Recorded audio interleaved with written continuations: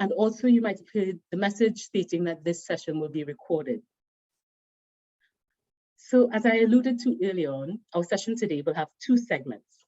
In the first segment, we will tackle the governance challenges that we anticipate as the demand for critical minerals increases in the light of the energy transition.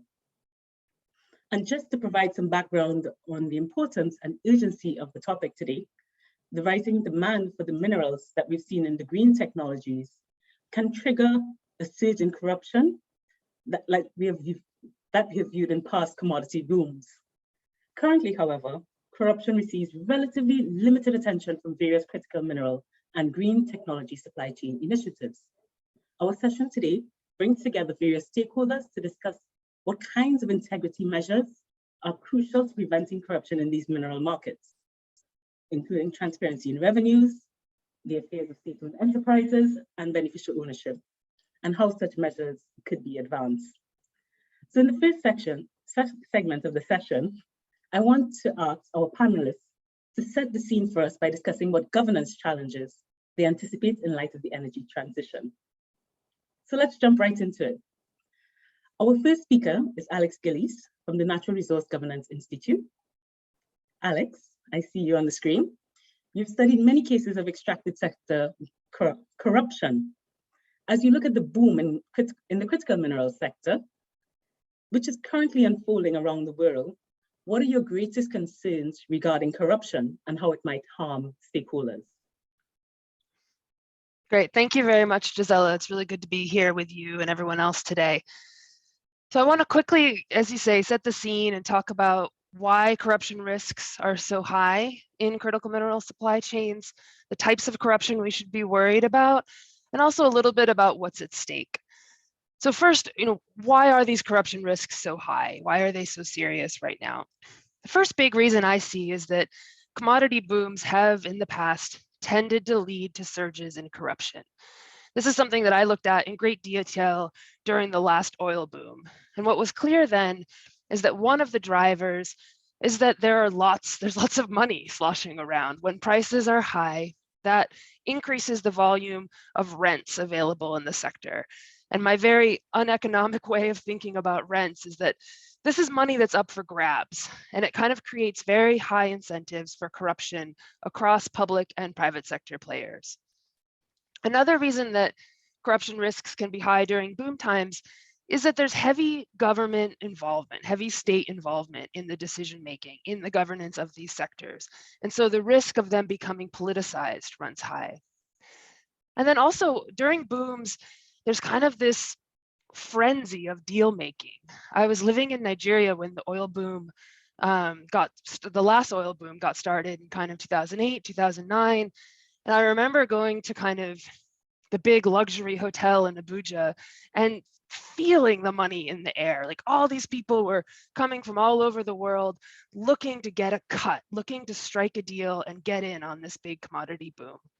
And recently I was reading a description of a luxury hotel in Kinshasa in the DRC, and the familiarity of it sent chills down my back because we now know the kinds of deals, at least in Nigeria, that were struck during that period of frenzy and the billions of dollars that were lost to corruption. So these boom time scrambles can really encourage corrupt behavior. So the boom is one kind of major risk factor. The other has to do with where critical minerals are found. They're found quite unevenly around the world, and many of the countries where they're concentrated exhibit high corruption risks. The majority of the world's cobalt, nickel, tantalum, tin, silver, and gold are all mined in countries that rank in the bottom half of TI's Corruption Perception Index and in the bottom half of the Control of Corruption measure from the Worldwide Governance Indicators. Similar when it comes to civic space. More than 75% of the world's graphite, cobalt, aluminum, and others are in countries with very constrained civic space. And we know how hard it is to fight corruption when basic freedoms are absent. So let me move now to the types of corruption that we need to try to prevent. I want to highlight 5 types of corruption that have proven very prevalent in the extractive sector, particularly during boom times. Number 1 is bribery. and especially via agents and intermediaries, as these kinds of middlemen tend to really proliferate during boom times. The second one is the inappropriate participation of political elites and the kind of conflicts of interest that go with that. So in other words, are political elites getting unfair access to the sector and its riches? There's two parts here. So who gets to participate in the sector? And that can go wrong when there's corruption in licensing, procurement, the selection of buyers or commodity traders. And then the other part is how much money are they allowed to make? And that can go wrong when there's corruption in contracting, so setting the contract terms, in the enforcement of regulation, setting commodity prices, and also in taxation. The third type of corruption I want to highlight is misappropriation. So this is once the mining revenues are collected by government agencies or by state-owned enterprises, are they being misused? This could be outright theft by government officials, or it could be the use of these revenues for inappropriate purposes, like patronage ahead of an election. The fourth is a bit kind of more systemic and can feel a little more vague, and this is the idea of undue influence. So does the mining industry have so much influence over policymaking, licensing, regulatory decisions, that government officials are no longer paying attention to the public interest, which is supposed to be their job? And the last one I want to mention is kleptocracy. This is very timely today. Is the mining industry helping corrupt dictators consolidate power and wealth? In the wake of current events in Russia, it really is the time for companies to rethink the costs of partnering and therefore enabling kleptocratic regimes. Just to quickly close, a couple words on what's at stake. I think everyone's pretty familiar with what's at stake for producing countries, because the resource curse has inflicted economic harm, political harm for many years. There are lost public revenues, mining sector corruption can lead to environmental harms, political instability, and even conflict. But in the case of critical minerals, there's another kind of set of harms, and it's that corruption could disrupt the supply of minerals needed for the green energy transition. Corruption could disrupt individual mining projects. Critical minerals, they're not just concentrated in certain countries, but some are concentrated in individual projects. The top 3 projects for cobalt, lithium, and platinum production, they account for more than 1/3 of the global total production. So corruption in such a project could lead to really costly disputes with the government that lead to all kinds of delays, especially if the government changes. Weak social license to operate, which could cause protests and community unrest and strikes, or corruption investigations and legal actions or scandal that could disrupt the project's financing or its customer base. And crucially, I mean, corruption could, and in some cases is, discouraging investors, and it's discouraging the kind of spending that's needed to ramp up supply. And this has implications for the countries that have these minerals and want to benefit economically from the boom. If they don't attract the investment now, they might miss their chance. NRGI put out a new report on cobalt last week, and I'll put the link in the chat. And it discusses the really precarious nature of demand for cobalt, and that the quality of governance right now in the DRC and other countries will really determine whether they're able to benefit from, a pretty finite boom in cobalt in particular. So that's a lot to kind of set the stage. Gisela, thank you for letting me kind of set out the challenge, and I'll hand back to you. Thank you, Alex, for highlighting how booms escalate corruption. Your outline of the 5 main types of corruption: bribery, participation of political elites, misappropriation of revenues, undue influence, and kleptocracy is useful in setting the scene for the rest of the panelists today. You spoke of experiences in producing countries, and I want to turn over now to our next speaker, to hear the views from a critical minerals producing country. Our speaker is Deputy Minister of Energy, Dr. Mohamed Amin Adam, Deputy Minister of Energy from Ghana. Deputy Minister Amin, among the major known critical minerals, Ghana has the 2nd largest reserves of bauxite deposits in Africa, and recently discovered lithium and iron. What is Ghana planning to do differently to ensure that the corruption risk in the sector are mitigated as you anticipate higher global demand for critical minerals? Dr. Amin, the floor is yours. Okay. Thank you very much for the opportunity. And listening to Alex and I have been on different panels discussing issues of extractive industries governance, and in particular, how we can arrest the issue of corruption in order to ensure that the people in these countries benefit from the resources. And so Ghana is one country that attaches so much importance to resource governance. And we have developed various instruments, legal instruments, financial instruments, to ensure that we make corruption a disincentive, so that people do not find it easy to go into it. Particularly for the extractive industries, there are two observations I like to make, before I move forward. The first is that those who are involved in negotiating these contracts, whether it's going to be contracts covering critical minerals or the minerals we're already producing for the last 1 century, those who are involved in negotiating these contracts usually negotiate their interests and not that of their states or their countries. That is very critical for us to take note of. And therefore, deciding who negotiates on behalf of the country is very critical.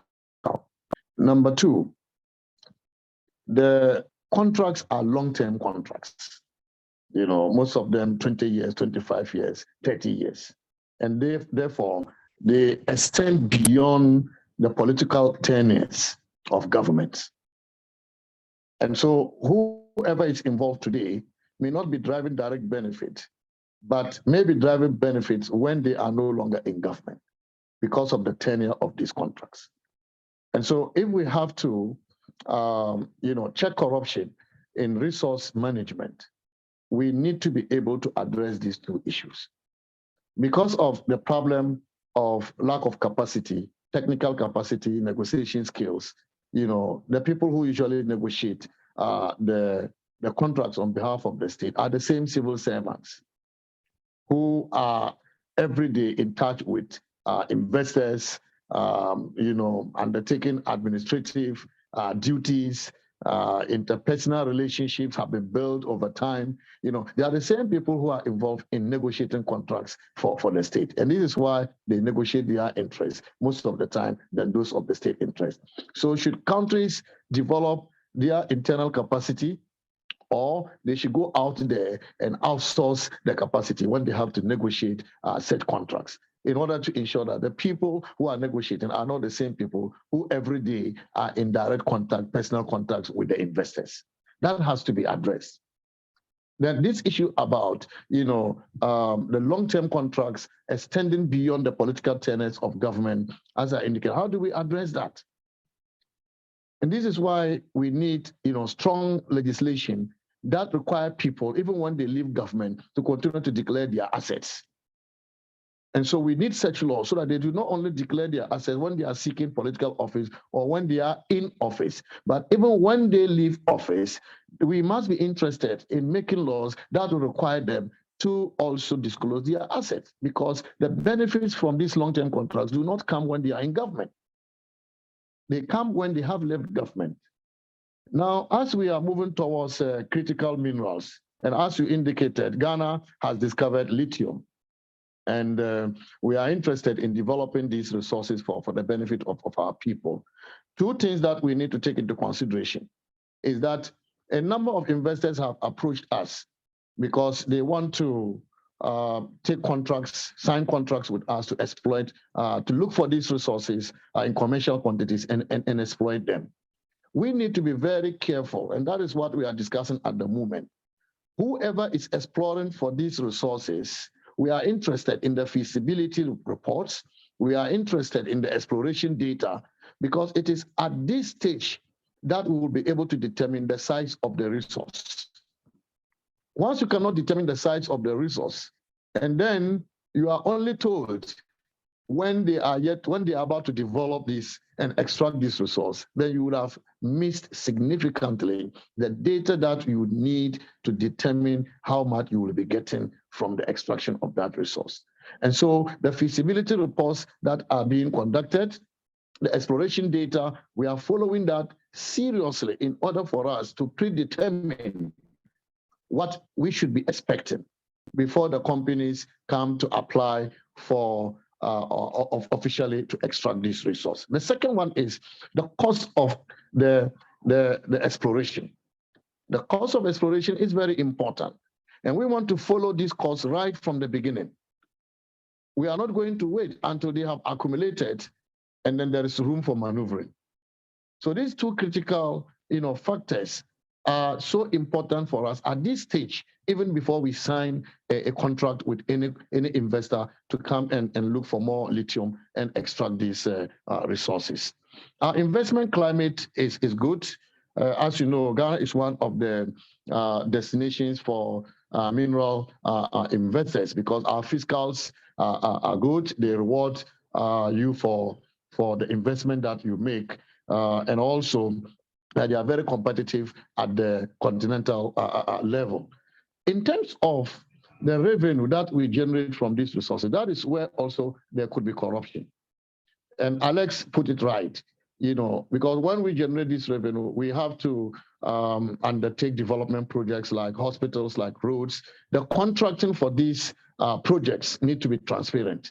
And we need to make sure that we have value for money, in the execution of these contracts.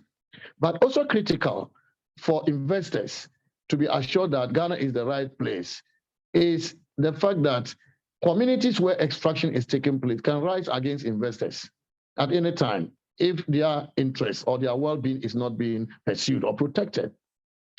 And as you know, or you may know, Ghana has the Mineral Development Fund law, which seeks to harmonize the needs of communities and to directly interface, using the revenue to directly intervene in meeting the needs of people of communities, so that we have peace and harmony in those communities to allow investors to undertake their investment operations.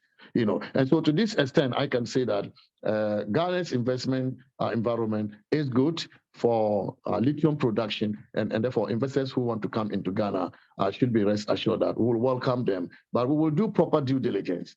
We will do proper due diligence to ensure that they are the right caliber of investors who need to come into our country. But apart from lithium, we have other developmental minerals, in Ghana, such as clay, kaolin, limestone, and these are also in high demand. And so we want to apply the principles of good governance across all these resources. Even though they are newly discovered resources, they haven't been part of our mining sector. We think that it is important for the management of these resources to be done with principles that check corruption, with principles that ensure that there is value for money, with principles that ensure that whatever revenue we generate from these resources are in order to the benefits of the people.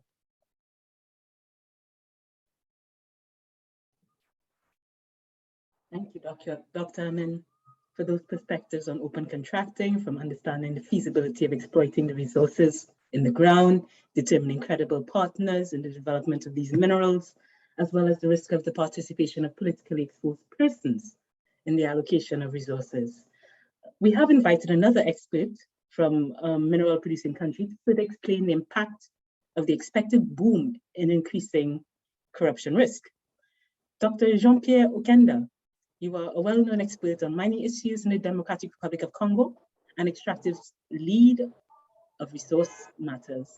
Dr. Okenda, what corruption risks concern you the most in the DRC's mineral sector? And are any of these specific to cobalt or other critical minerals? And what factors have made these corruption challenges difficult to address in the past? Thank you very much, Gisela. Thank you very much, Gisela, for the given opportunity. So that's very interesting. Corruption, topic is always, a very, very interesting, topic when it comes to talk about the DRC. But first I want to apologize because, I'm not really, an English speaker. So I want to apologize for any vocabulary and grammar mistakes. So yeah, that is a good point I said. Before really, to get back to your question, to address your question, I want to say, a couple of words about the DRC for those that may not be really connected to the DRC context. Just to say that the DRC is a home to an estimate 70% of the world's supply of cobalt. So the countries which basically reflect the driving role that the country can play within energy transition. So that's that. So getting back to your question about corruption risks in the DRC, I would say that there are several huge risks of corruption along the DRC's mineral sector, value chain, of course, but I really prefer to talk about two specific aspects. And the first of them, I want to talk a little bit about the licensing application and the awarding process. This is really, this is really one of the value chain block, which is subject to civil corruption risks because of the lack of a strong legal framework in the DRC that leverage a robust, fair, and transparent licensing awarding process in the country. The example, one of the ways to measure the high risk related to the licensing process in the DRC is just to understand, how the 5 top, cobalt producers in the DRC were granted license. So basically, you can see. Let us talk about Glencore. Let us talk about China, Molydon. Talk about how all of them. No one of this company was granted license in a transparent and a fair process in the DRC. So what happened basically is that no one of them even directly engaged with the state on the process. Near the state, what they have done is just to go through the middleman, to get licenses. So this, the fact that you can see these big companies, the fact that they prefer to actually engage directly with the middleman, it itself can explain the corruption risk in the country. So this is very, very important to highlight it. So that is the first aspect I want you to focus on, which is basically related to the second aspect. And the second aspect is about revenue collection and allocation. I think that is very, as I said, linked to the license process, to the license process. One of the example, I think, it's very important, to highlight is about, the funding from, Congo Hold Up. I think that, almost all of us, we heard about, Congo Hold Up, investigation that was conducted by media and a group of organizations. What we saw is that, about $6 million take away from Jacamine. I'm talking about the $6 million of dollar. In the DRC, this is really is really a huge amount. The money taken away from Jacamine, and this money has never. We don't have evidence. Even in government, no one has evidence to show that this money was transferred to the state treasury. So nobody. There is an investigation that which is being conducted by the government body that fight corruption. The preliminary evidence from the investigation, just to show that no way to ensure that the money that that was collected by Jacamine went to the state treasury. So this really is linked to the to the licensing process. Risks in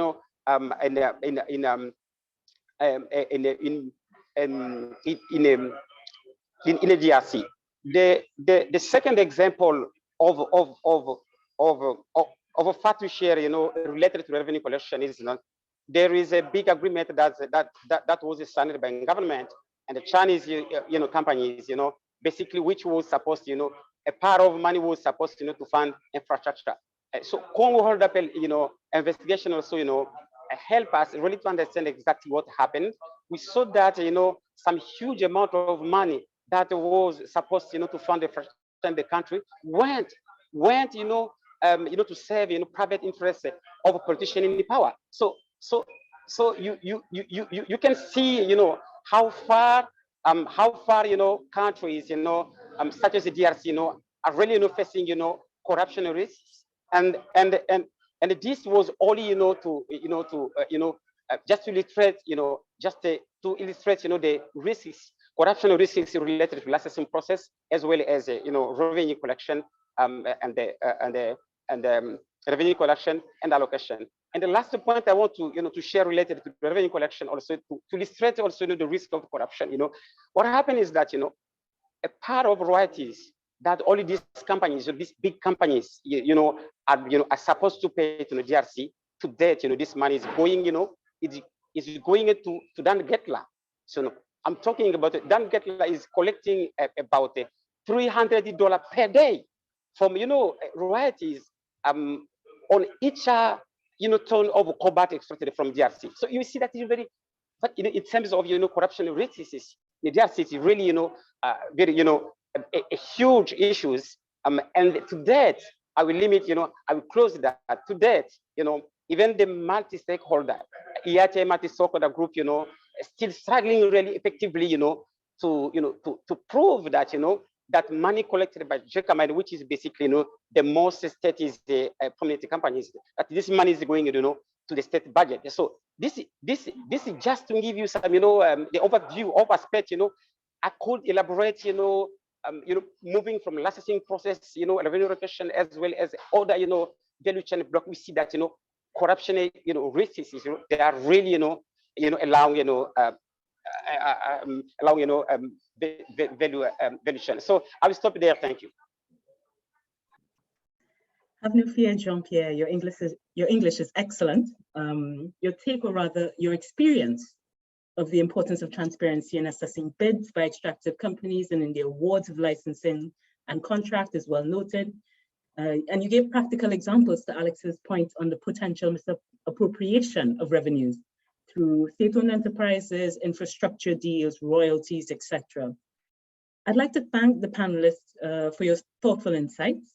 We will hear more from you in the next segment, but for now I wanted to take the time to respond to some of the questions. And we highlighted lots of issues here, but I wonder if the panelists could talk about prioritization. What is one of the most, or what are the most important issues for producing countries of critical minerals to focus on in the coming years/months?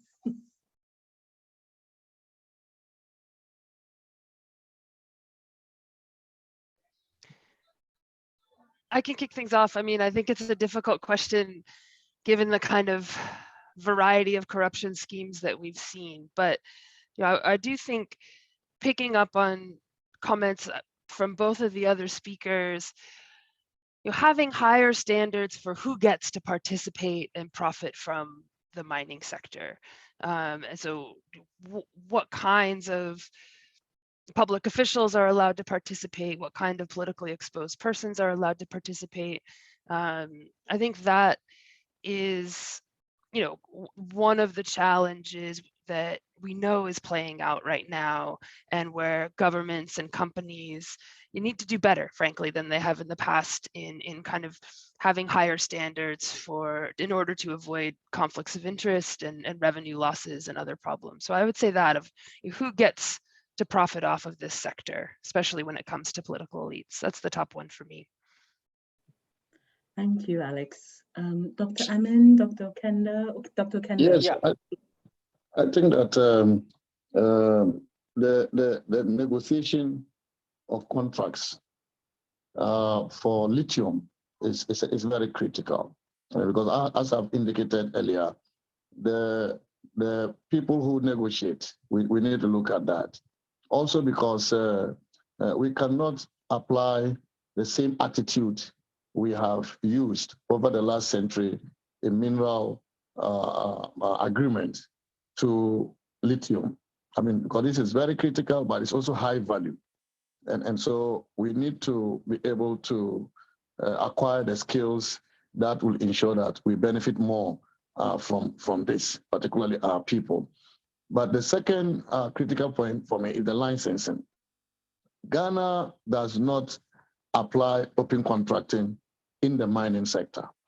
For example, the mining sector doesn't have a requirement for the publication of contracts, mineral agreements, or mining agreements. We do not have the requirement for the application of competitive bidding processes in allocating mineral rights. We do not have that. So that clearly creates a risk for us.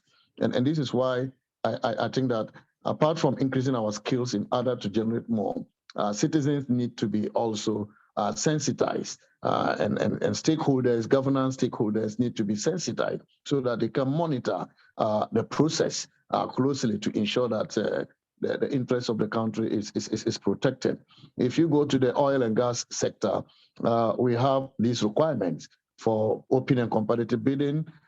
We have the requirement for contract disclosure. And so that is predictable.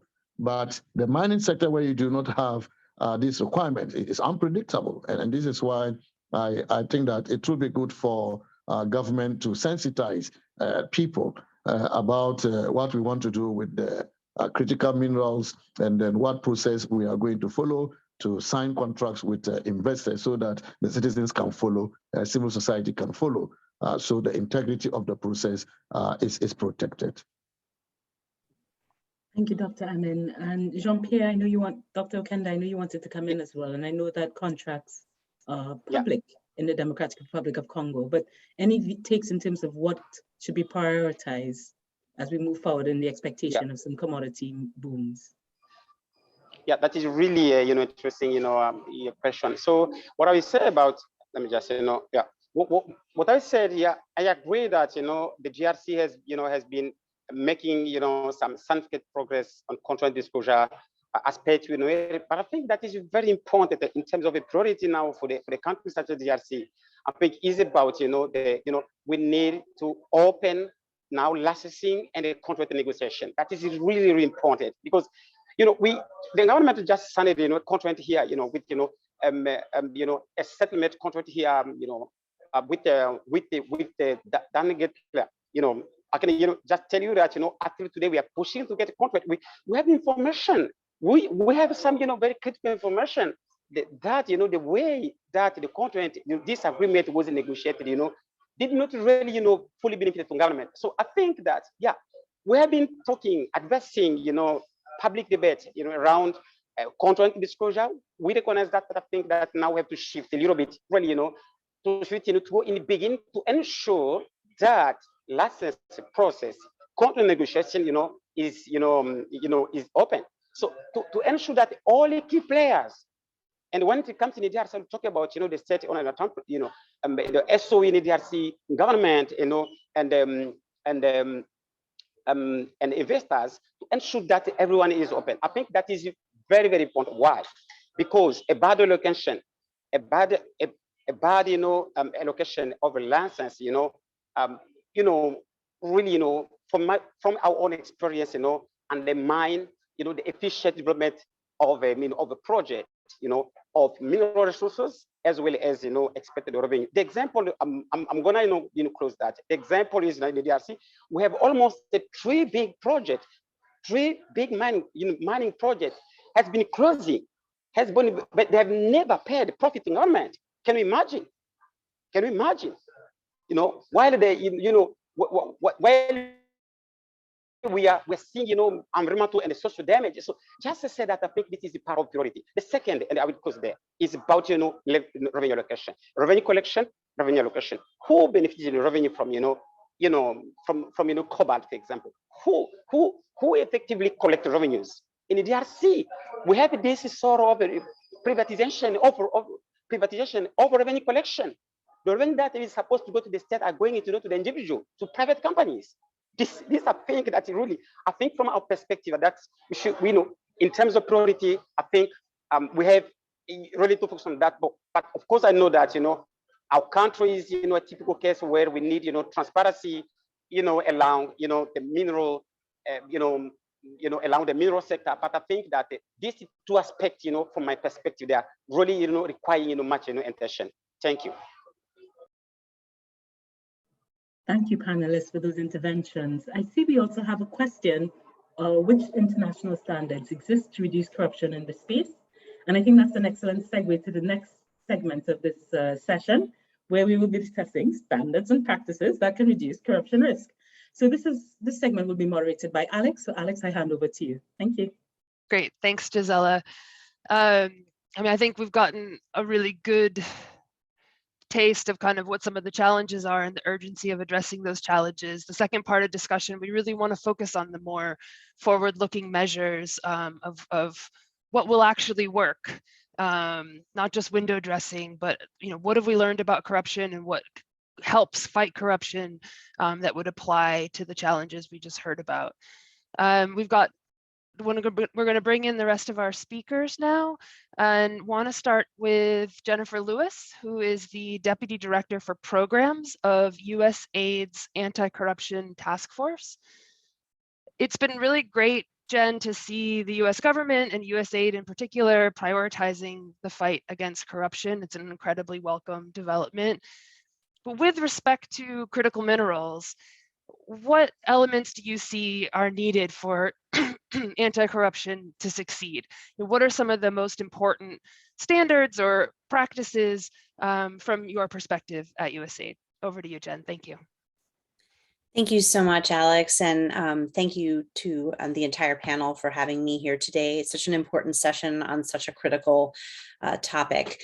Before I move into the elements of success, if you'll allow me, I just want to really underscore how important some of the comments were from all the panelists on the first panel in terms of why this issue matters. And I say so because we're a development agency, and at USAID, we understand that there are clear areas of opportunity in the energy transition and with green and critical minerals, but also risks involved, and they matter in terms of human terms. And so if you'll allow me, I'm just going to say one or two words on this because I think it's important to understand why it matters to know how to address it. We see many of the same basic issues playing out. This is a sliding scale of opportunity and risk in terms of corruption in this space, and really ones that affect everything from energy security and resilience on the one hand to really the overall trajectory of development for countries around the world that are involved in this. On the energy security and resilience space, it's important to note that the risks that have always surrounded the traditional fossil fuel and fossil fuel related mineral space, the risks around corruption and organized crime will really only become more acute in the race for green minerals. And failure to proactively guard against these ills, and in particular their relationships to conflict, has the potential to really threaten not just the overall green energy space, but the stability and the reliability of supply chains, price volatility, et cetera. So it is a large risk. On the trajectory of development, this newfound wealth that is associated with these critical minerals clearly has the potential to drive economic growth and serve as own source revenue, which so many countries have sought for so long, a driver of development that can benefit communities and governments. Indeed, it really has the potential to completely transform mineral-rich countries and write new chapters for their futures. But again, there's that same old risk, in this case, perhaps of the new green resource curse, that the same old governance weaknesses that have historically fueled systemic corruption and leakage and mismanagement of the fossil fuel sector will torpedo the net benefits of the transition to green energy minerals. And this carries a real risk of fundamentally undermining both the inclusive development agenda writ large and anti-corruption progress that donors such as USAID have supported for decades. And Alex, you mentioned earlier the kleptocracy angle. I just want to really stress that this is especially important when we consider the ways in which corruption within the extractive sector drives and really feeds into transnational corruption and kleptocracy across the board. I'll note that NRGI in one of their reports noted that half of the world's oil is produced by 13 authoritarian countries, including several that are run by kleptocratic regimes. We know that deliberate strategic corruption, state capture, and co-option of oversight institutions, as well as the weakening of anti-corruption protocols, is just one way that kleptocrats can divert the proceeds of natural resources and access transnational corruption networks and their enablers, both within the extractives industry and outside of it. And so with that framing, I just want to point out that we on the USAID Anti-Corruption Task Force and across the agency more broadly are increasingly focused on the importance of leveraging existing good governance and anti-corruption standards and practices and platforms to address this challenge in the energy transition space. By way of background, USAID has actively supported extractives governance work and its relationship to anti-corruption since at least 2003, both through our minerals-specific programming, but also through our broad anti-corruption programming, and importantly for this conversation, through activities that are aimed at implementing the global norms and standards that are being pushed out by groups such as EITI, the Open Government Partnership, OGP. For conflict minerals, we've supported traceability and systems that are consistent with the OECD due diligence guidance for responsible supply chains of minerals, for example. Indeed, since 2006, we have supported approximately $40 million worth of EITI implementation and peer exchange and research around the world, which has made us the largest single donor in this space. And the reason I point this out is that there's a reason behind this support. For us, EITI has been a highly effective platform to deepen our work on transparency and anti-corruption. And that's largely for two reasons that I think are relevant and important to this space. The first is around the evolution of the standard itself. With the standard now encompassing beneficial ownership disclosure, contract transparency, and transparency in commodity trading, it's a far more useful standard and far more useful really as an extractives governance norm than purely as a transparency tool. And of course, key partners on the board who serve alongside the United States on the board have been instrumental in pushing for the standard to grow and evolve. And as with everything, more remains to be done. But there's no doubt that the progress to date has amplified the usefulness of the EITI standard as a platform for driving change. OGP is another such standard that USAID has robustly supported and leveraged, and which could be a good example in the green minerals space. Many countries have used their OGP national action plans to create commitments around mining and natural resource management that go beyond EITI, which clearly demonstrates the way in which these platforms can build greater opportunities for dialogue and reform. Together, these two platforms, for example, provide reformers with a roadmap for change, and importantly, an opportunity for multi-stakeholder input, both from the private sector and government, but also from civil society. And we have found through our years of experience in implementation support that this builds cooperation and trust, which is especially important in the extractive sector, where government, the private sector, and civil society are often at odds with each other. The standards and lessons we've learned from these two platforms, for example, have the potential to really support a transparent, not just a transparent, but an accountable green energy transition, and to tackle corruption from the outset. It also have the potential to close the loopholes that if we do not address them, will only provide new avenues for kleptocrats to exploit. So let me talk a little bit about the elements we see as being needed to succeed.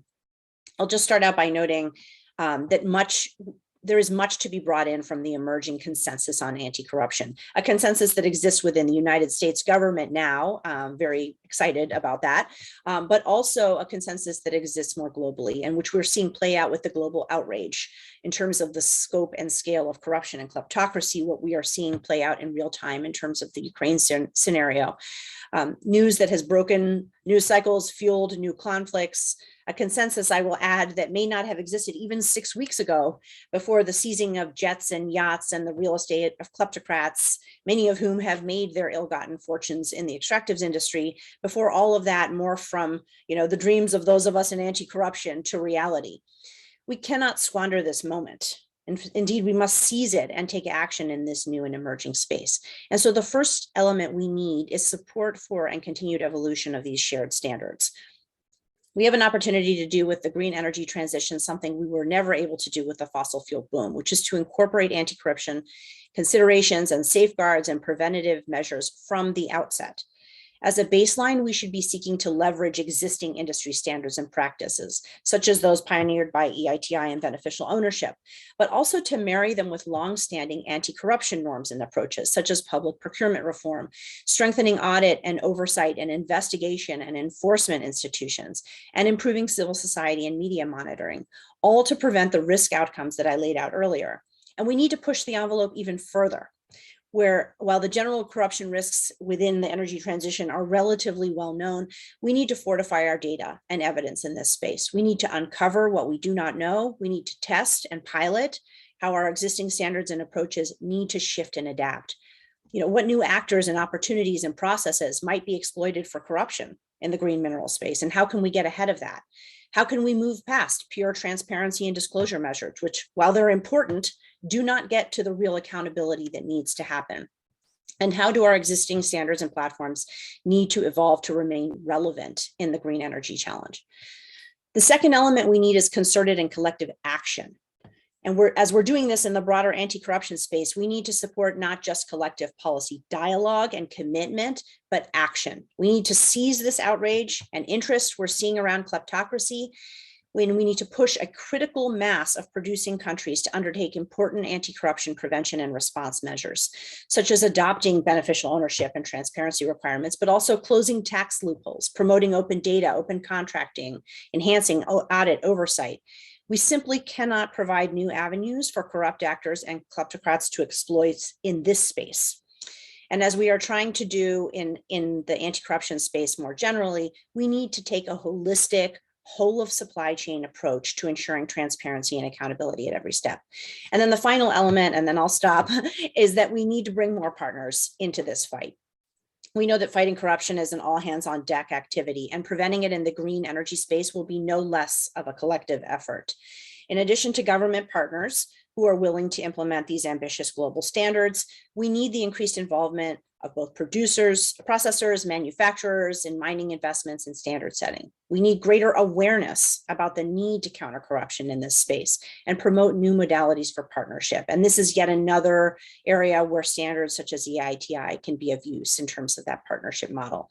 I'll end by just noting that we are looking to implement this broadly at USAID through a suite of programs that were announced as part of President Biden's presidential initiative on democratic renewal at the Summit for Democracy, in terms of amplifying these global standards, enhancing accountability measures at the country level that are looking to implement this and close these loopholes, and ultimately promote new partnership models that harness the power of innovation and mobilize the private sector and other partners as solvers in this fight. So thank you so much for letting me share my thoughts. Great, thanks a lot, Jen. And I really appreciate the call to action, and you're emphasizing that the moment to act is now, and it's not going to be there forever. And we have the opportunity to learn from the standards that exist now and build off of them. So thanks very much for that. I'm going to hand over now to Louis Marichal, who's the sector lead for minerals and extractives at the OECD Center for Responsible Business Conduct. And Louis, your team has produced a FAQ on anti-corruption for the mineral sector. With kind of a focus on that, do you think corruption is getting enough attention and enough reporting within your work on due diligence standards? And what lessons can we learn from due diligence initiatives that might tackle other issues like human rights, child labor, and conflict when it comes to addressing these corruption issues? Over to you, Louis. Thank you. Thank you very much, Alexandra, and good afternoon and good morning to you all. And thanks for the opportunity also to share our perspective on this important issue. Just as a way of background, I'd like to say a couple of words about our work. It was mentioned, we at the center here are responsible for the promotion and dissemination of the OECD due diligence guidance for responsible supply chain of minerals, which is often associated to so-called conflict minerals. It gives me here an opportunity to clarify that this standard applies to all mineral supply chain, which explains why we're now increasingly involved in many base metals, non-ferrous, precious metals, and increasingly critical minerals. And the other point is that we're not just about conflict minerals. So it's really a standard to help companies across the supply chain identify risks in their supply chains and mitigate them, looking at specifically risks around direct and indirect support to conflict, of course, but also to serious abuses of human rights and serious economic crimes, including bribery and corruption, money laundering, and terrorist finance. So in the early days, we worked a lot indeed on issues related to conflict financing And this in turn, in a strange way, put a lot of focus on issues related to artisanal and small-scale mining, and in particular issues around abuse of human rights and in particular child labor.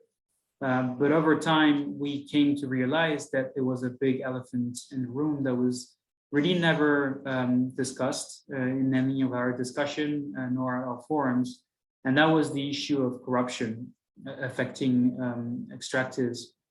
And so that's the reason why in 2019, our team decided to pay a bit more attention on this issue in relation to cobalt and copper production in the DRC when we issued an important report on this topic, and which helped us shed a bit more light on the corruption risks in the specific part of the supply chain, and also the lack of, I wouldn't say interest, but the lack of action from the downstream and more broadly the supply chain on issues related to corruption. So to come to your question, no, we don't see enough action from companies in the supply chain on issues related to corruption, and we certainly don't see enough reporting. We have seen some leading companies taking, I would say, the leadership on this, disclosing a bit of information on the corruption risk they have identified deep down in the supply chain. And I think it's really important for me to emphasize that our program looks at risks that are really deep in the supply chain. So not tier one, not immediately the risk associated with your direct counterparts. We really ask companies to take a deep look in their supply chain and identify those risks. And so we really realized that those corruption risks are not necessarily taken into consideration as much as other more, I would say, media-prone types of risks like conflict financing and child labor. And this is what led us to developing the document that you mentioned, which is in the form of a frequently asked question document where basically we have about 12 to 15 questions that we hope can help companies along the supply chains to better identify risk of corruptions, all types of corruptions, and understand what kind of concrete action they can take to mitigate those risks. What we've seen with now about over 10 years of experience implementing our guidance, in particular around issues connected to conflict financing and serious abuse of human rights, is that collective action is possible. A lot of industry associations have actually operationalized the recommendation of our standard, turning them into concrete action, concrete collective action. So what that means is those industry associations have developed tools to collect information, run risk assessments, conduct audits. Our standard calls for one audit in the supply chain. And so this really demonstrates that the private sector not only has a role to play, but can play a meaningful role. And again, it's not just about the extractive part of the supply chain. It's really about the clients. It's about how companies that are purchasing those resources decide to care or not about the risks in their supply chain and what they can do about it. It's obviously extremely challenging. Progress is slow, it's difficult, but again, one of the main findings that we can take out of our experience is that we've now reached a level of understanding of what due diligence means and what due diligence can deliver that makes us quite optimistic with regards to what can be achieved when we're talking about corruption risks. And without disclosing any names, we've had several conversations with big or smaller companies in the supply chain that acknowledge the fact that there are significant corruption risks in the supply chain. They are aware of it, but they just don't know what to do about it. And that's the issue of leverage, which is crucial when you come to discussing what can be done about those risks, i.e. mitigation. And so that's what we would like to look now into in the coming month, is really to try to understand how the OECD and others can help companies, A, identify the corruption risks, and B, what they can do about it. This might imply at some point disengaging from even critical commercial relationships. That's of course not the privileged option. A key feature of our standard is that it allows and enables companies to remain engaged in commercial relationships, even though they identify risks. And that's a critical aspect of our work. We're not for de-risking strategies, whereby companies, as soon as they identify potential risk, run away from the supply chain. Our objective is really to help companies remain engaged in conflict-affected and high-risk areas, remain engaged in those critical mineral supply chains, and find suitable solutions that will help deliver fruitful results on the ground, improve the situation. Of course, companies should not be left on their own. There's a clear role for governments, in particular in producing countries, an enabling role to help generate information, foster accountability, foster transparency. And here we're really delighted to further cooperate with the Eiti. We have several plans that we're currently working on to really understand how both our initiatives can better cooperate in order to foster that transparency and that accountability in the supply chain. So I won't be much longer, but just to say in brief, if companies have been able to tackle issues such as conflict financing in remote places in some parts of the world, I'm pretty sure that they can do something about corruption risk along the supply chains. Thank you very much. Thank you, Louis. And I think that's a really practical and promising idea, is how to build off of lessons learned and structures that exist for addressing other types of social and economic challenges and applying them to corruption. Lots to explore there. Next, I want to hand back to Gisela. I mean, as Jen mentioned earlier, one of the big evolutions of the EITI was its decision to require the disclosure of beneficial ownership information. Why is that even more important now as we anticipate this increase in demand for critical minerals? And what kind of lessons has the EITI team learned from beneficial ownership disclosure so far that we should keep in mind as we aim to strengthen this work when we look at the players in the critical mineral space? Thanks, Gisela, over to you. Thanks, Alex. So in the first segment, we outlined that an increasing demand for critical minerals will heighten corruption risk in the sector.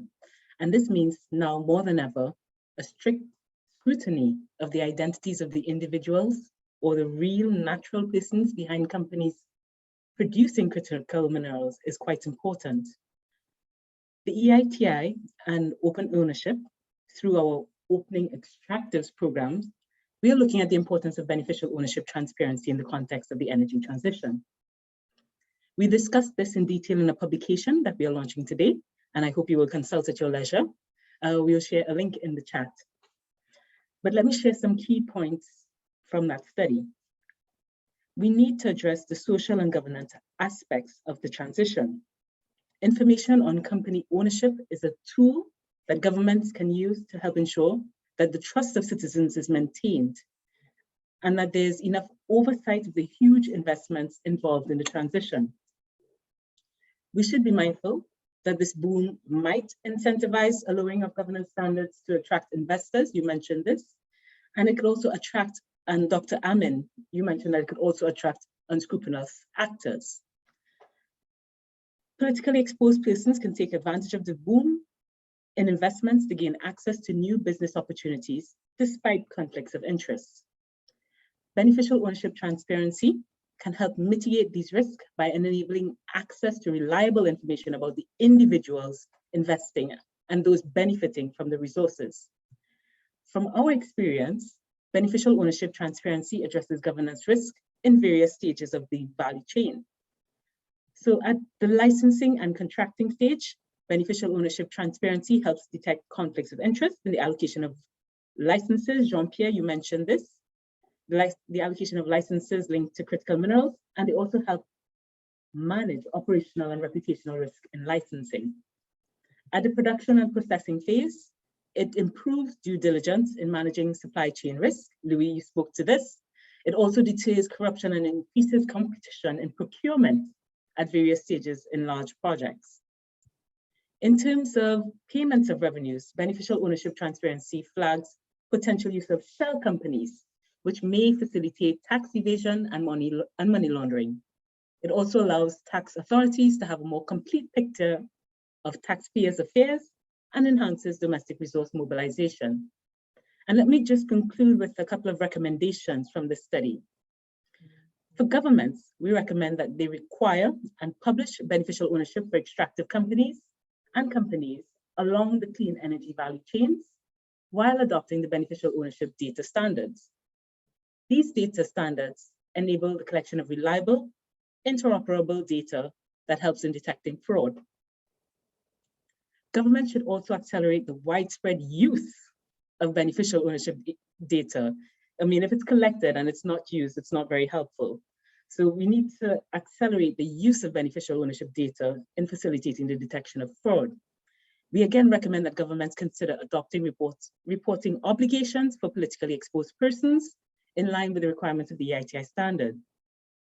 For companies, we recommend that they disclose information on their beneficial owners and engage in rigorous due diligence in terms of the supply chain and publish an anti-corruption policy that includes details on how the company collects and uses beneficial ownership data with respect to its joint venture partners, contractors, and suppliers in its processes.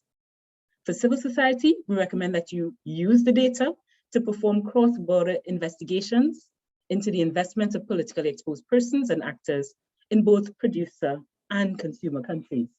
Civil society should also monitor beneficial ownership disclosure regimes in the energy and extractive industries to ensure that they embody best practices, including collecting structured data, data verification, sanctions, and enforcement. All of this work on beneficial ownership or on artisanal small-scale mining, on the energy transition, they're all possible through our partnerships. And many of our partners include participants on this call. But I'll stop here, Alex, and thank you.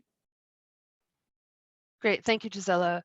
I'm going to turn now quickly to Claire Harbron, who's the Chief Investment Officer for the BHP Foundation. Claire, thanks so much for being with us and for your patience. The BHP Foundation, which is solely funded by the mining company BHP, has a focus on the governance of natural resources. What approach has the foundation taken to addressing corruption, and what measures do you see that are having a real impact in this space? Thanks. Great, thank you, Alex. Absolute pleasure to be here. Really great to listen to all the previous speakers. So, I mean, look, as we've already heard, and I presume the reason that we're all here today, all 130 of us, is the recognition that fighting corruption in the extractive sector has never been more important. We all know the demand for commodities, including copper, nickel, potash, is accelerating as commitments to action on climate change increase. And many of the undeveloped assets in these commodities are located in countries where poverty is unfortunately ingrained. There are 1.8 billion people living in poverty in countries rich with resources. So the question is, does the energy transition have the potential to transform these people's lives? Possibly. Is it likely to? Well, that depends. And as previous speakers have discussed, many of these countries also have known governance and corruption challenges. Further, globally, we're facing, I think, what we can characterize as a crisis of public trust. Misinformation, disinformation, and corruption have eroded public trust in all types of institutions, including corporations, including NGOs, and including governments. The impact of corruption, we know, lasts for generations, and so we need to increase our efforts to give citizens access to information and data that affects their communities now and into the future. And citizens are yearning for this. They're asking for this, for the agency to understand and influence decisions that affect them. At the BHP Foundation, we are committed to raising standards of governance and transparency across the natural resources value chain, so that citizens are the primary benefactors of the natural resource wealth in their countries, as indeed Dr. Amin noted was his government's focus in Ghana. So enabling citizens to have access to credible information is absolutely at the heart of the Foundation's global natural resource governance program. For example, we have an ongoing partnership with OCP, the Open Contracting Partnership, which is tackling the issue of public contracting. public contracting is the #1 corruption risk for governments globally, with a market of $13 trillion each year. In this partnership, we are supporting civil society to work with industry and governments to make government procurement systems in resource-rich countries more transparent, less prone to corruption risk, and to deliver optimal value for money for citizens from government income streams from natural resource wealth derived from extractive industries. In Bogota, in Colombia, this work has already exposed a $22 million government procurement price fixing scheme, which meant that children were receiving poor quality meals at highly inflated prices. Now, through work with the education department, the project quadrupled the number of school meal suppliers, which means that vastly superior quality food is now delivered at cheaper prices for 700,000 children every single day. Corporates are also acting, and in the extractive sector, the 28 company members of the International Council on Mining and Metals, the ICMM, including the foundation's sole donor, BHP, late last year committed to disclose all mineral development contracts granted or entered into from the 1st of January 2021, wherever they operate. This is a significant step by about a third of the global mining and metals industry to really strengthen mineral resource governance, and one at which we at the Foundation hope the rest of the industry will indeed follow. So then we come to the issue of beneficial ownership disclosure, where the Foundation has a partnership with EITI and Open Ownership. Hidden company ownership is a blindfold for responsible businesses. Beneficial ownership disclosure, on the other hand, attracts responsible investment, generates a more predictable investment climate, and enables a level playing field for all companies. Finally, again, as other previous speakers have mentioned, if we needed a further reminder of the importance of these issues, we only have to look to the devastating war in Ukraine, which has put into sharp relief many of these challenges. But it has also given new impetus for action, including anti-corruption legislation, certainly in the UK, where the Parliament fast-tracked the Economic Crime Bill and adopted it 2 weeks ago. This bill will strengthen beneficial ownership transparency, among a number of other things. Voluntary action signals a really strong intent, and we really welcome it, but it's not going to be enough. Commitments, including those made by governments, need to be followed through by smart, effective regulation. And so I will echo Jennifer in stating that implementation is absolutely key. We need everybody to play their part, again, as others have said, and play their part all the way through to implementation. Rebuilding public trust, enabling stronger civic agency, and eliminating corruption. These are big, big goals. They require collaboration and collective action amongst us all. But collaboration and collective action, that is just completely essential if we are to ensure that the energy transition is that just opportunity for everyone. Thanks, Alex. Thank you, Claire. Really great points that I think kind of flesh out what some of the other speakers have said. I mean, I think what's come through clearly with everyone's ideas about, what's needed and what can make a difference is that, the good practices that have developed around transparency and anti-corruption kind of need to be our baseline in this sector. And that includes beneficial ownership reporting, contract transparency, open contracting, asset disclosure. We know we have these tools and they need to be kind of, again, like the baseline for where we start from in terms of, what needs to happen in critical mineral supply chains. And then there may need to be other things that evolve and grow off of that foundation. I think the comments that Jean-Pierre and Dr. Amin made around contract negotiation are really interesting, that contract transparency is crucial, but it happens after the contract is already signed. And in some cases, the challenges, have already been baked in at that point. That really jumped out at me, as well as the points that Claire and Louis, you made around the corporates and the actions that they can take voluntarily, but maybe also the need for regulatory reform. So there's a lot there. We've gotten some great questions from the audience. So I want to take a few minutes to address some of those, and I'll suggest who from the panel, from all of our speakers, might want to take them, but also, feel free to jump in if you have something to say. First, and I want to go back to Deputy Minister Amin on this one. Someone was asking about, for some more concrete examples of producing country government anti-corruption measures that are working. So legal reforms, enforcement measures, what are some examples of things that, maybe reforms that Ghana has adopted in either mining or oil that you think have really made a difference, getting down to that kind of more concrete nitty-gritty level. So let me pause there and hand over to you, Dr. Amin. Well, thank you, Alex. I think that we have a number of initiatives that have been implemented by government, and then some of which are bringing positive results. You are able to fight corruption from different perspectives. On the preventive side, you do that effectively through information management.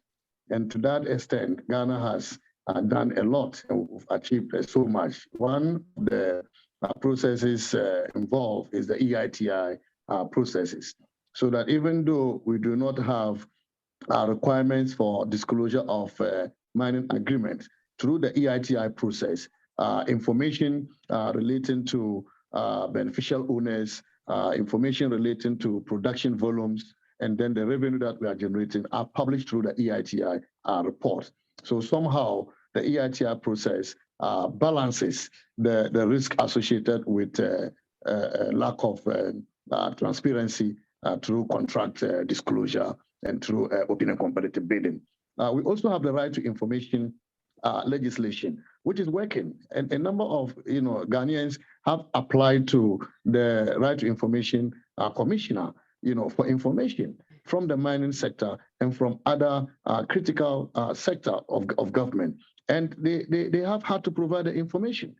And those who fail to provide information have been penalized.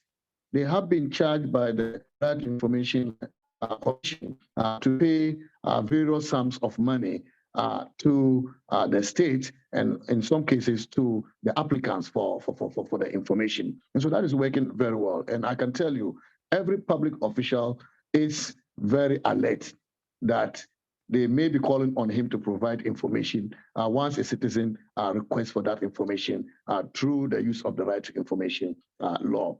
Then we have beneficial ownership requirements under the Registrar General's Department. The Companies Code of Ghana require that companies must disclose their beneficial ownership information, except that the limitation is that it is not open to the public. You have to apply to the Registrar General before you can get access to this information. So going forward, we need to look at the possibility of reviewing this law to allow this to be published on online. I need to also mention what we call the whistleblowers law in Ghana, which is working very well. And so citizens, civil society organizations, and public officials who do not want their identity to be known are able to bring out information. And to cap it all, we now have the Special Prosecutor Office, which is an independent office. The person appointed is not from the government or any known politician who is sitting there and is able to receive complaints from citizens, who have information about corruption and other dealings by public officials and even by companies, private companies. They can lodge complaints, and the special prosecutor is able to punish.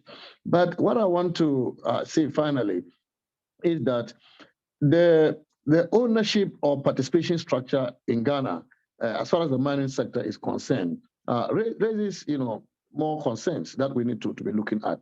We have set up two public companies, the Ghana Aluminium Development Corporation, and then also the Ghana Steel and Iron Development Corporation. These are two corporations that have been set up to incubate and to oversee the exploitation of the bauxite industry and then also the iron ore resources of the country. Now, these institutions are supposed to ensure that the states and Ghanaians have a participation of up to 39%. they are also to ensure that there is value addition, across the value chain of these minerals. Now, this is where there is a problem, because where you have to increase the participation of locals and also ensure value addition, local content and local participation becomes the tool through which you achieve that. But that, exposes the sector to corruption, bid rigging and also fronting and also over invoicing. These are issues that you will come across, and therefore government is looking at the possibility of applying the local content laws that we have in the oil and gas sector to the mining sector as far as the governance issues are concerned. We certainly have local content rules in the mining sector, but as far as the governance standards, the principles that would check corruption are concerned, we need to be able to replicate what we are doing in the oil and gas sector, in the mining sector, particularly for the critical minerals. Great, thank you. And I'm glad that you put a couple issues on the table that had been missing from the conversation before, which is state-owned enterprises and local content, both of which are crucial parts of mining sector governance, but also have proven vulnerable to corruption across many different countries. So thanks for that. I think we have time for at least one more question, kind of combining a few questions that have come in. We haven't talked that much today about the really critical role that civil society and the media play in fighting corruption. And I was hoping to maybe hear from Jean-Pierre on this, because you've been a civil society leader in the DRC for your career. Any comments on, you think the role that civil society can play in fighting corruption, but also the kind of support that it needs in order to do that? And then maybe could then hand over to Jen from USAID. I know this is very much on your radar, is supporting civil society and media, anti-corruption actors, and kind of, the pros and the benefits and challenges of trying to kind of support those critical players. So Jean-Pierre, over to you. Thanks. Thank you very much, Alex, for your question. Yeah, thank you very much for your question, Alex. So yeah, so what I want to say is, as the Deputy Minister from Ghana, mentioned about, the need to strengthen, to enforce, to improve legislation. I think that is really, a key point.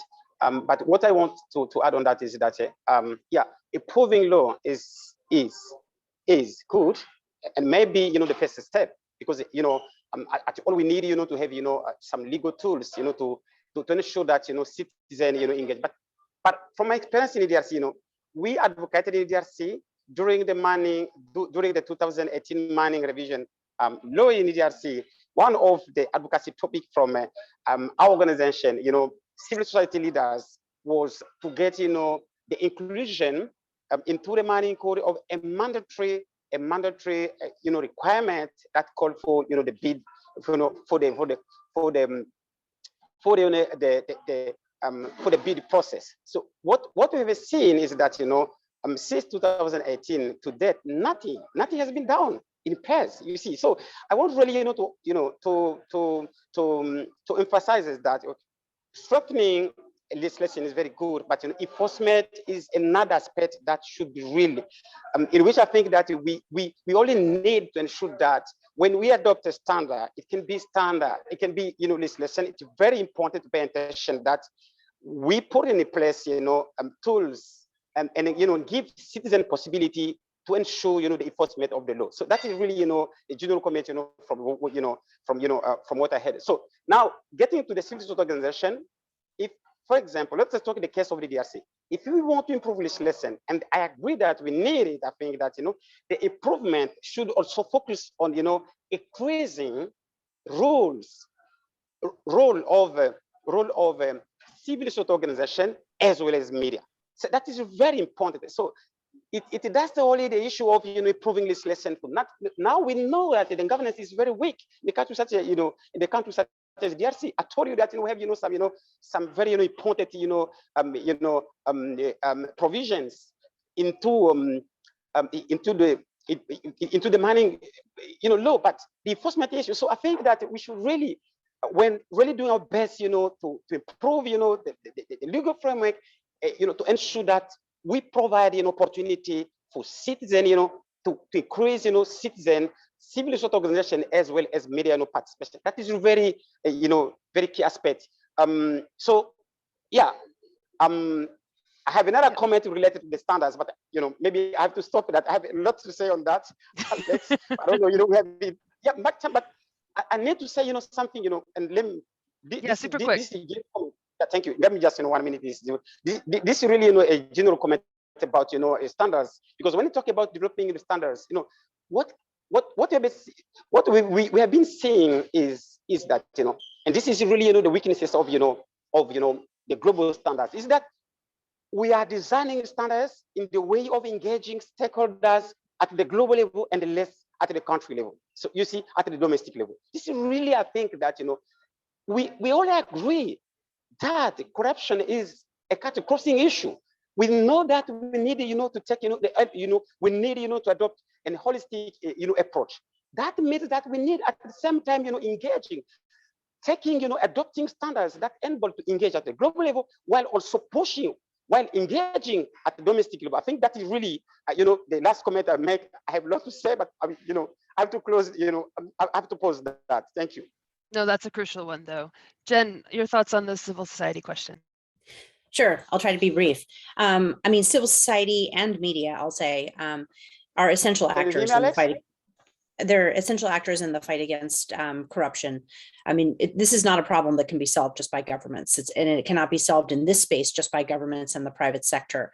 So civil society plays a critical role both in terms of monitoring and exposing and calling out and detecting corrupt actors, but it also provides a critical role in terms of partnership and understanding sort of the impacts, the positive and negative impacts of, say, extractivist work in particular communities, right? It can promote buy-in and community cohesion and stability in a sector that can be notoriously unstable and destabilizing. And so, on programs that we've worked on social cohesion and understanding in Amazonian communities, for example, with indigenous communities and bringing them together with governments and mining sectors, that work has really been focused on that sort of social cohesion work.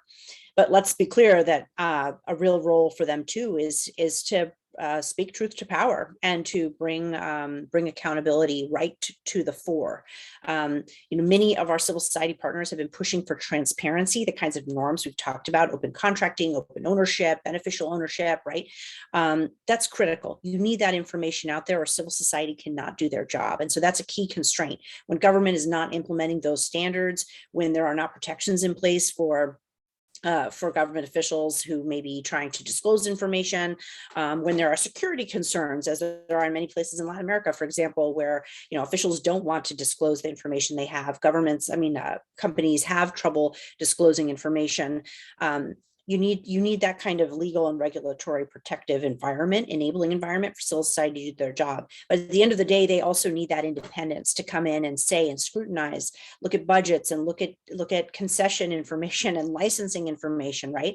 And so for that, you need access, sort of the freedom of information type access, but you also need technical skills within civil society to really unpack some of these corruption networks. And I'll say on that latter point, that's really a focus of our work going forward, building technical expertise and capacity and empowering civil society agents with the networks and coalitions that they need to really excel at their job as accountability monitors.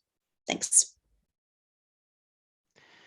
Great, thank you very much. There's lots of other really excellent questions that have come in. There was kind of a whole set about conflict issues around armed groups and human rights violations and even modern slavery and how that links to corruption within these sectors, as well as many others. Unfortunately, we have run out of time and won't be able to get all of those. I think there were a few kind of messages that I'll be walking away from this panel with, like very much at the front of my mind. It's just really enforced that now is the time for action in this area, both in terms of what's happening within the sector. The scale of deal making that's happening right now will impact the economic futures of producing countries for many years to come, but also that there is some positive momentum around anti-corruption right now that needs to be seized. And that also that our knowledge around what works in fighting corruption, what are good practices, that's a big asset, but there are some challenges. Uptake of those good practices remains very uneven. Sometimes global initiatives, as Jean-Pierre just said, bring together global stakeholders and don't have the impact that they need to have within the countries where this is actually playing out. And that these good practices and standards have some of the important elements, but maybe not all the ones that are suited to the very specific nature of these supply chains. So given that pretty complicated agenda and terrain, we definitely see this conversation as part of a longer process. To do a small part in helping move this forward, NRGI, the EITI, and the OECD will be convening an expert group on these issues over the coming months and conducting further consultations with the aim to kind of consolidate this agenda and come out with kind of recommendations and ideas around what specific good practices do we really need to be pushing for amid all of the different options. If you're interested in this process and want to be in touch, we need all the ideas we can get. So please do reach out. In the meantime, I want to thank the OECD for letting us join as part of its program in this great anti-corruption and integrity forum, and definitely encourage you to check out other forum sessions. I want to thank all of our speakers. I think it's really important to have these multi-stakeholder conversations that bring in different perspectives, and we really benefited from that today. And to thank our audience for making time in your day to join us, and we hope that we can keep in touch. So with that, let's wrap things up, and I hope everyone has a great rest of their day. Thank you.